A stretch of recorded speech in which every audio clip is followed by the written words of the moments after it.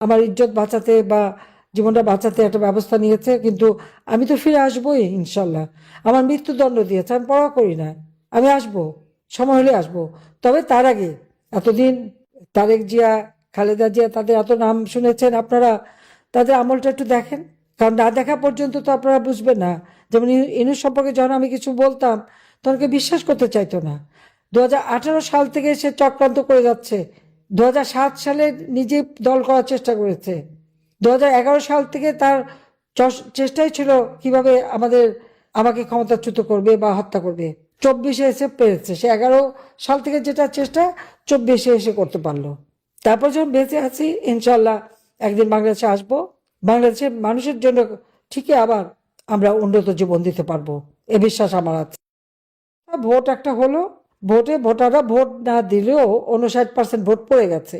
3.5 ঘন্টা পরে 14% ভোট, আর তারপরে পরে 59%। কাজে কি হারে চুরি! আওয়ামী লীগ আমলের ইলেকশন 14, 18, 24 নিয়ে প্রশ্ন যারা তোলে, তাদের কাছে আমার প্রশ্ন যে এই ইলেকশনটা কেমন হলো দেখলেন তো? ভোট কারচুপি কাকে বলে?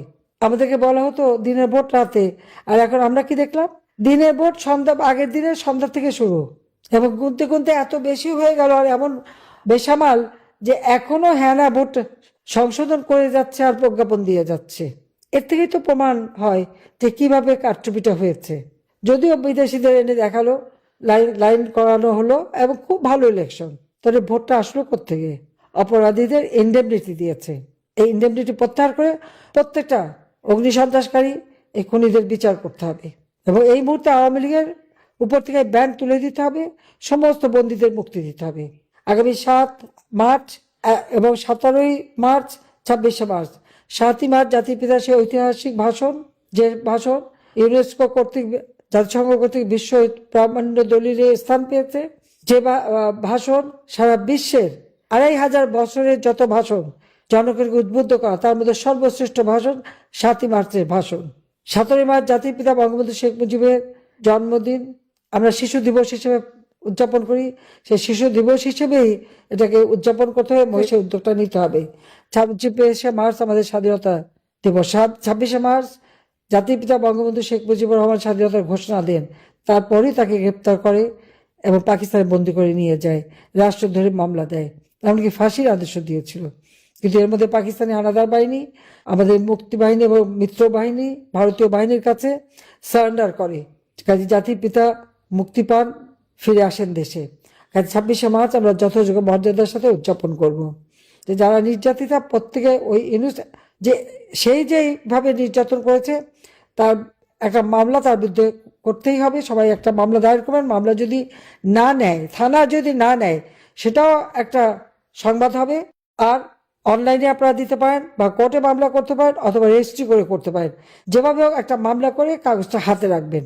কারণ এই কারণে যে একটা হচ্ছে সেই অপরাধীদের শাস্তি দেওয়া, আর একটা হচ্ছে আল্লাহ একটা দিন দেবেই, আমরা যে সহযোগিতা করব, সাহায্য দেব, যাদের ঘর বাড়ি পুড়িয়েছে, যাদের এরকমভাবে ক্ষতিগ্রস্ত করেছে, তাদের প্রত্যেকে আমি বলবো যে সবাই একটা মামলা করে রাখেন। তাহলে যেটা দেখে আমরা সত্যিকার যারা ক্ষতিগ্রস্ত তাদেরকে সহযোগিতা করতে পারি। কারণ মামলা না করলে আমরা বুঝবো কি করে যে এ তো যে কেউ এসে বলবে যে আমি ক্ষতিগ্রস্ত। এই যে প্রত্যেকে একটা মামলা করে রাখবেন, যেভাবে হোক মামলা দিতে হবে, দিয়ে আপনারা রেখে দেবেন। এখন যদি মামলা নাও চলে, ভবিষ্যতে কাজে লাগবে, সেটা আপনারা করবেন। হ্যাঁ, বাংলাদেশের ইতিহাসে সেই 91 সাল থেকে খালেদা যে প্রধানমন্ত্রী ছিলেন, তারপরে আমি প্রায় 20 বছর 7 মাস আমি প্রধানমন্ত্রী ছিলাম। এত বছর পরে, 35 বছর পরে আমাদের পুরুষ প্রধানমন্ত্রী এসেছে। আমরা দেখি কেমন দেশ চালায়। একজন এসেছিল শান্তির কথা বলে সারা বিশ্বের কি সামাজিক ব্যবসার নামে, দারিদ্রকে নাকি ইউনূস বলেছিল মিউজিয়ামে পাঠাবে। আমি যেখানে দারিদ্রের হার 18% নামিয়ে এনেছিলাম, হত দরিদ্রের হার 5% নামিয়েছিলাম, ক্ষমতায় এসে তা এখন 30-40% আবার দারিদ্রের হার বাড়িয়ে দিয়েছে। 5 কোটি মানুষকে আমি নিম্নবিত্ত থেকে মধ্যবিত্ত তুলে এনেছিলাম। ইউনূস সাহেব 6 কোটি মানুষকে দরিদ্রের সীমার নিচে নিয়ে গেছেন। এখন মিউজিয়ামে কে যাবে? তার ওই কথার উপলক্ষে তো ইউনূসকেই মিউজিয়ামে পাঠাতে হবে মনে হচ্ছে। কাজে তার বিচার একদিন হবে, এবং বিশেষ করে নারী নির্যাতনের জন্য ওর বিচার হতে হবে।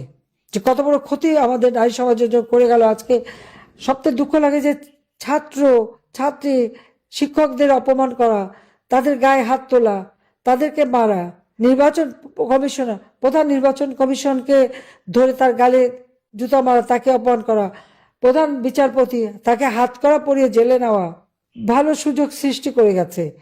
এখন যারাই যে পদে যাবেন তাদেরকে সতর্ক থাকতে হবে, কখন কার উপরে হাত করা পড়ে, কখন কোন প্রধান বিচারপতি হাত করা পড়লো, আর কখন কার কোন নির্বাচন কমিশন এখন যারা ভোট চুরির অপরাধে ওই রাতের ভোট সন্ধ্যায় করায় তার গালেও যে জুতা পড়বে না, এই গ্যারান্টি কে দেবে?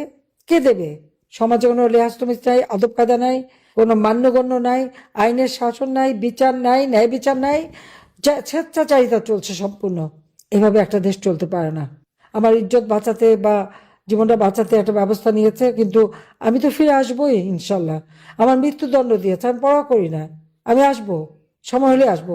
তবে তার আগে এতদিন তারেক জিয়া, খালেদা জিয়া, তাদের এত নাম শুনেছেন আপনারা, তাদের আমলটা একটু দেখেন, কারণ না দেখা পর্যন্ত তো আপনারা বুঝবেন না। যেমন ইনুস সম্পর্কে যখন আমি কিছু বলতাম তখন কেউ বিশ্বাস করতে চাইতো না। 2018 সাল থেকে সে চক্রান্ত করে যাচ্ছে। 2007 সালে নিজে দল করার চেষ্টা করেছে। 2011 সাল থেকে তার চেষ্টাই ছিল কিভাবে আমাকে ক্ষমতাচ্যুত করবে বা হত্যা করবে। 24-এ এসে পেরেছে। সে 11 সাল থেকে যেটা চেষ্টা 24-এ এসে করতে পারলো। তারপর যখন বেঁচে আছি, ইনশাল্লাহ একদিন বাংলাদেশে আসবো, বাংলাদেশের মানুষের জন্য ঠিকই আবার আমরা উন্নত জীবন দিতে পারবো। আওয়ামী লীগকে বাদ দিয়ে যে নির্বাচন, এই নির্বাচন একটা অবৈধভাবে ক্ষমতা দখলকারী অধীনে নির্বাচন, যে নির্বাচনে ভোট কারচুপি মানে এখন প্রকাশ্যভাবে, যেদিন নির্বাচন তার আগের দিন সন্ধ্যা থেকেই সিল মারা, বাক্স ভরা, ব্যালটে ভরে ফেলেছিল, সেই ধরনের একটা নির্বাচন অনুষ্ঠিত হয়ে গেল সম্পূর্ণ অবৈধ সরকারের হাতে, অবৈধ নির্বাচন। আমি জানি না এরা দেশকে কতটুকু কি দিতে পারবে, যেখানে একটা বিশাল জনগোষ্ঠী বঞ্চিত থাকলো তার ভোটের অধিকার থেকে, তার রাষ্ট্রীয় অধিকার থেকে, সাংবিধানিক অধিকার থেকে। তো সেই দেশ সামনে কিভাবে এগিয়ে যাবে সেটাই এখন চিন্তার বিষয়। আওয়ামী লীগের অপরাধটা কি? আওয়ামী লীগ স্বাধীনতা এনে দিয়েছে, আওয়ামী লীগ দারিদ্র বিমোচন করেছে, আওয়ামী লীগ দেশের মানুষের অধিকার প্রতিষ্ঠা করেছে, শান্তি নিরাপত্তা দিয়েছে। এটাই কি আমাদের অপরাধ ছিল? সেটাই আমার প্রশ্ন। ইলেকশনের নামে একটা প্রহসন খেলে যে নির্বাচনে আওয়ামী লীগ অংশগ্রহণ করতে পারে নাই, যেখানে আওয়ামী লীগের ভোট 53%, সেই আওয়ামী লীগকে বাদ দিয়ে ইলেকশন করলে আর বাংলাদেশের 50 ভাগের অধিক ভোটারকে বঞ্চিত করে নির্বাচন করলে সে নির্বাচন কখনো বৈধ হতে পারে না। অবৈধ সরকারের হাতে নির্বাচন অবৈধই থেকে যায়।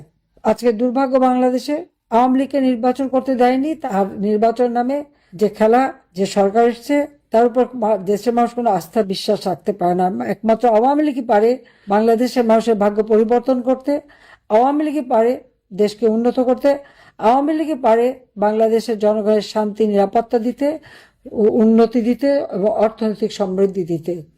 তিল তিল করে 15টা বছর যে দেশটাকে গড়ে তুলেছিলাম, মাত্র 1 বছরের মধ্যে সেই দেশ ধ্বংস।